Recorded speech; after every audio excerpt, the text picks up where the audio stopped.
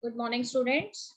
So today we are going to start our next topic in chapter Life Processes, and the topic for today is excretory system. As you have learned so many times in your previous classes about excretory system or excretion. Student, what do you mean by the term excretion? You know that there are various type of metabolic reactions that are occurring in your body, or you can say biochemical reactions that are occurring in your body. So whenever such reactions they takes place in your body, then as a result of these reactions, certain waste products they are produced. And since these waste products they are nitrogenous in nature, so their removal must be required by your body. So similar is the case in human beings. In human beings, various metabolic reactions are occurring. As you have learned in a topic digestion, respiration, there are different type of waste products that are produced in our body. As you see, there are so many waste products which are produced as a result of digestion. And in respiration, you see the carbon dioxide gas is produced. So all of these metabolic waste products, they are generally nitrogenous in nature, and their storage inside the body must be avoided. Otherwise, poisonous conditions are created in the body.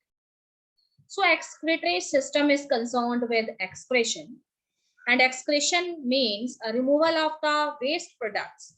That means nitrogenous waste product from your body. So what is excretion? It is the process of removal of nitrogenous waste products from the body of an organism. So these nitrogenous waste products may be in the form of urea, uric acid, or ammonia, depending upon what is the habitat of the organism. Yes, students. So here I am going to tell you the definition first. So what is excretion? It is the biological process that is involved in the removal of harmful nitrogenous waste material from your body. So it may be urea, ammonia, or uric acid. So many unicellular organisms, they generally remove these waste products by the simple method of diffusion. But in case of multicellular organisms, these multicellular organisms, they need specialized organs which perform this function of excretion. As you know that in case of human beings, these special organs which generally involved in the removal of waste product is your kidneys, and one pair of kidneys that are present in the abdominal part of your body, in the dorsal region of your body. Yes, student, here one diagram is visible on your screen, and that is related with your urinary system. So here you can see one pair of kidneys that are present in the lower abdominal part of your body at the dorsal side. And from these kidneys, two ureters, they arise. And these kidneys, they are also associated with blood vessels, which generally supply blood to these kidneys. So these ureters, the two ureters, they later join the urinary bladder, and the opening of this urinary bladder, it is known as a urethra. So urine, it is formed inside the filtering units that are actually present in these kidneys. So millions of such filtering units are present in the kidneys, and these structural and functional units, which are actually the filtering units of the kidneys, they are known as nephron. So what are nephrons? Nephrons are filtering units of kidneys which actually produce a urine, and millions of nephrons, they are actually present in the kidneys. So that's why nephrons, they are known as the structural and functional units of it. Yes, student, excretory system. So here excretion generally involves the removal of the waste, and that waste, it actually passed through a membrane or waste that are results of the metabolic processes. You know that different type of metabolic process. It generally takes place in the human body or some of the living organisms. So in case of digestion, this may be the undigested food that is eliminated from the body. So it is done by the process of excretion. So here the kidneys, they are the chief excretory organs in case of human beings. And they are involved in the excretion of a nitrogenous waste, excess water, salts, and some of the spices, which generally enters into your body along with your food. You know that the lungs, they are also playing important role in excretion, and here carbon dioxide, water, they are also excreted out through your lungs. And your skin is also playing some of the important roles in excretion. So from your skin's water and salts, they are generally excreted. Yes, children, again the diagram of the human excretory system. It is visible on your screen. So here you can see one pair of kidneys that are present in the lower abdominal part at the dorsal side. Then here a renal artery and renal vein is there. So one thing that you must remember in your mind is that we always use the term renal for kidneys. So if I am talking about renal artery, this means the artery which supplies blood to the kidneys. Adrenal vein means that vein which actually collects blood from the kidney. So here you can see posterior vena cava, aorta is also there. And you know that at the top of each of your kidney, pair of glands are present and they are known as the adrenal gland. Okay, student, from each of the kidneys, two ureters they arise. And these ureters, they later join the pouch-like structure that is known as the urinary bladder. And the opening of this urinary bladder, it is known as urethra. So when large amount of urine, it gets accumulated in the urinary bladder, reflex action, it takes place. Signals, they are received by your brain from these muscles of this urinary bladder. And a special type of signal through the reflex mechanism is sent to the urinary bladder.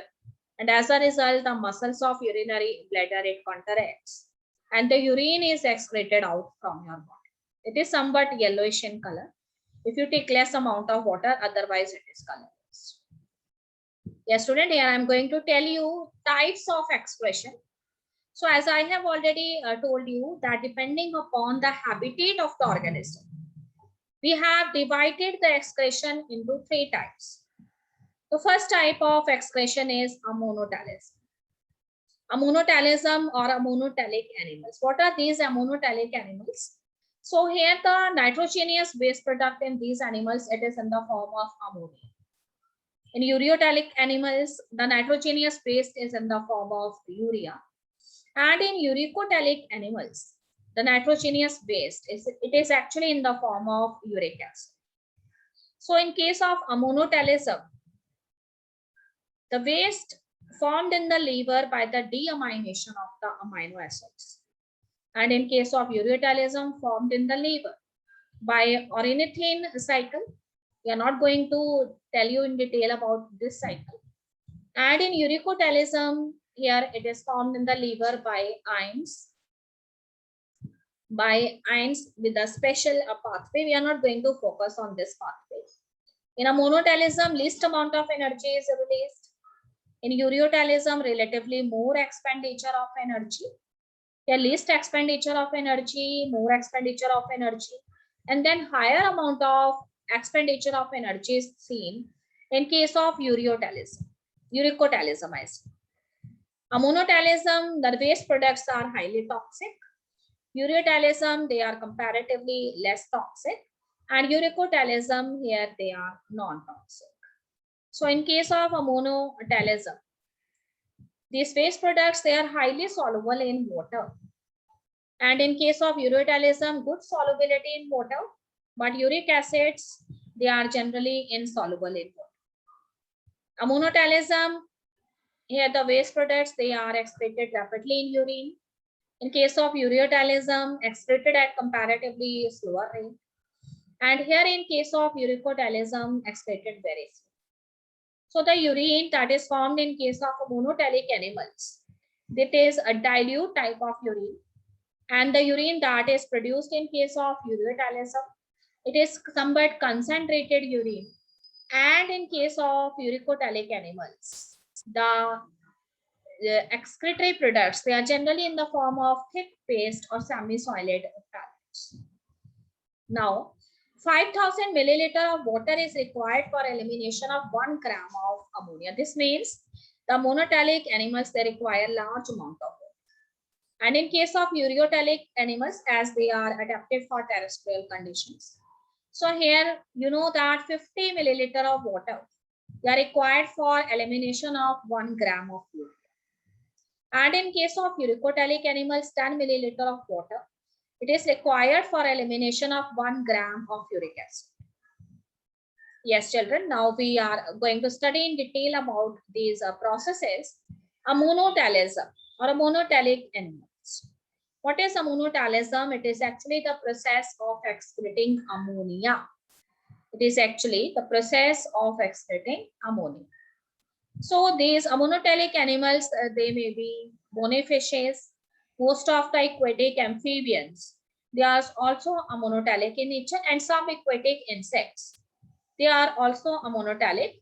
These animals, they excrete out their excretory products in the form of ammonia, because all of these animals, they are living in aquatic habitats. So this means the removal of ammonia from their body requires large amount of water, and this ammonia is also highly toxic in nature. So large quantity of water is required for the removal of ammonia from the body. Yes, student. The second is ureotelism.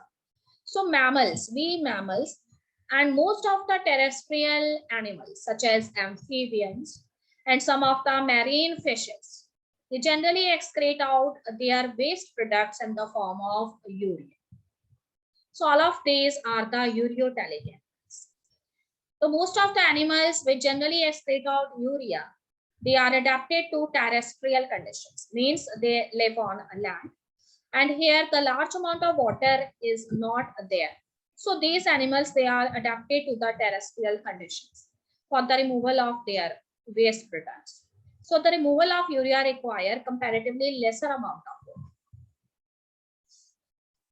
So next is uricotelism, the animals in which removal of the waste products, it takes place in the form of uric acid. They comes under uricotelic animals. So children, these uricotelic animals, examples of these uricotelic animals may be reptile, birds, land snails, insects. So generally they excrete out nitrogenous waste products in the form of uric acid. When you see their waste products, it is in the form of semi-solid paste or pellets. So minimum quantity of water is required for the removal of such waste products. So these animals, they take lesser amount of water. That's why their excretory products, they are in the form of semi-solid paste or pellets. So all the birds and some of the amphibians and some of the reptiles and some insects also, snails also, they comes under this category. Yes, student, here again I am showing you the differences between a monotelism, ureotelism, and uricotelism. So in a monotelism, excretory waste is ammonia. In ureotelism, excretory waste is urea, and uricotelism, it is uric acid. A monotelism, it is the characteristic of aquatic animals such as protozoans, sponges, coelentrates, crustaceans, bony fishes, and echinoderms. Ureotelism, it is the characteristic of mammals, cartilaginous fishes, that means the fishes whose body is made up of cartilage, such as Scoliodon, dogfish, and amphibians. And in uricotelism, it is the characteristic of terrestrial reptiles and insects also. And most of the birds, they come under uricotelic animals.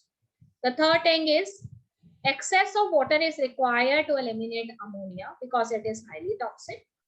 And here in ureotelism, lesser amount of water is needed because urea is less toxic than ammonia and it can be retained without any harmful effect. Then in case of uricotelism, much less water is required. So uric acid is least toxic in nature. Now in case of ammonotelism, water loss is about 300 to 500 milliliter to remove 1 gram of ammonia. In case of ureotelism, water loss is about 50 milliliter to eliminate 1 gram of urea. And in case of uricotelism, water loss is about 10 milliliter to excrete out 1 gram of uric acid. Yes, student, the last point is ammonia is formed in the liver cells and by the deamination of the amino acids. And this urea, it is formed in the liver by the detoxification of ammonia. And about uric acid, the uric acid is formed mainly from the purines in liver cells. And in insects, uric acid is formed in their excretory organs known as Malpighian tubules. Okay, student, here I am going to tell you the excretory systems that are involved in different phylums of organisms. So in phylum Protozoa, the excretory system, what is the mechanism of excretion here? Simple diffusion, it takes place from the body surface into the surrounding water. So by the method of simple diffusion, their waste products, they are excreted out in their surrounding water. In case of porifera and coelenterate, example of poriferas are sponges. Okay, student, and in case of coelenterate. So mostly in case of coelenterate, the water bath almost all their cells. That means all the cells of the body, they are in direct contact with the water. And in this way, their excretory waste, they comes out into the water, surrounding water, as soon as water current passes over there. Then in case of platyhelminths and nematoda. So platyhelminths are the flatworms and nematodes, they are the roundworms. Earlier, this phylum is known as esculminthes or roundworms. Their excretory organs are the flame cells. In case of annelidas, so example of annelidas are earthworm, leech, nereis. Their excretory organs, they are nephtheria. In case of arthropoda, the green glands, they are present in insects, and Malpighian tubules, they are also present. In case of mollusca, metanephtheria are there. The example of mollusca is apple snail, union. They all comes under this. So mollusca, what are their excretory organ? Metanephtheria. In case of echinodermata, so all the starfishes that comes under echinodermata, they are the spiny skinned animals and their excretion is done by the water vascular system. In case of reptiles, birds and mammals, kidneys are the chief excretory organs. Okay, student, let's look more about these. In plasmolemma, okay, protozoans like amoeba. General body surface in case of poriferas and coelentrates. So example of poriferas are sponges and in coelentrates we have hydra. Flame cells, these are the excretory organs found in platyhelminths such as Taenia, which is tapeworm, and Fascicola, which is liver fluke. And Diphtheria, they are the excretory organs found in phylum Annelida or earthworms. And Malpighian tubules, they are generally found in arthropodas, which are cockroaches and many more insects. Coxal glands, they are generally found as excretory organs in spiders. And kidneys, they are the main excretory organs in all the vertebrates. And antennae, or you can say green glands. They are the excretory organs in case of crustaceans, such as prawns. Yes, student, what is human excretory system? So human excretory system is a kind of a process that remove excess or unnecessary waste product from the body of the human, so that internal chemical homeostasis, it is maintained in the body, and it also happens in the body to prevent the damage that is caused by the accumulation of this waste product inside your body. So the dual function that is played by this human excretory system is the elimination of the waste products of metabolic reactions, as well as it also drain the body of some used up and broken down components that may be present in the body in liquid form or in gaseous states. So in humans and in some of other aminoids, mammals, birds, reptiles. So most of the substances, they generally leave their body in the form of urine. And some excretory substances, they are excreted out by the process of exhalation of the lungs. And some excretory products, they are removed through sweating. So only the organs specially used for excretion is the part of the excretory system.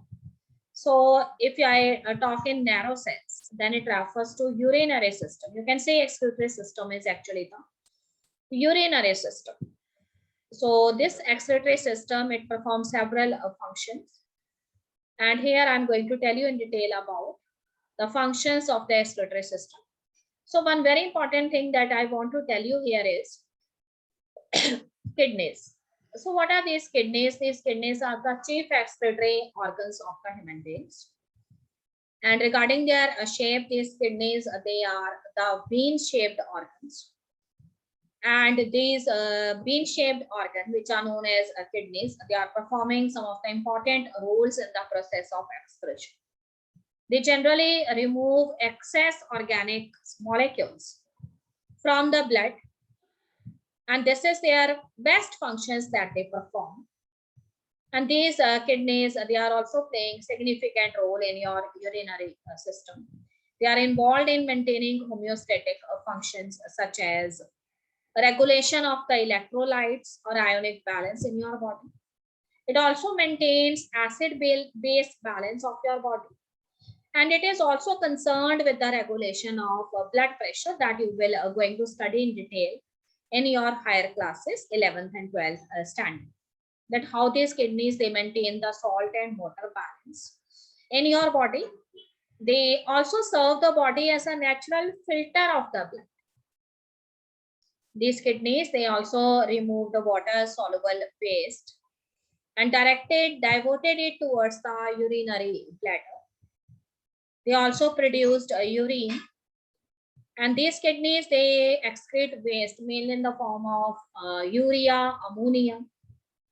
They are not only involved in the removal of the waste, whereas they are also involved in reabsorption of some of the important nutrients that are very much required by your body, such as reabsorption of water, glucose, and amino acids.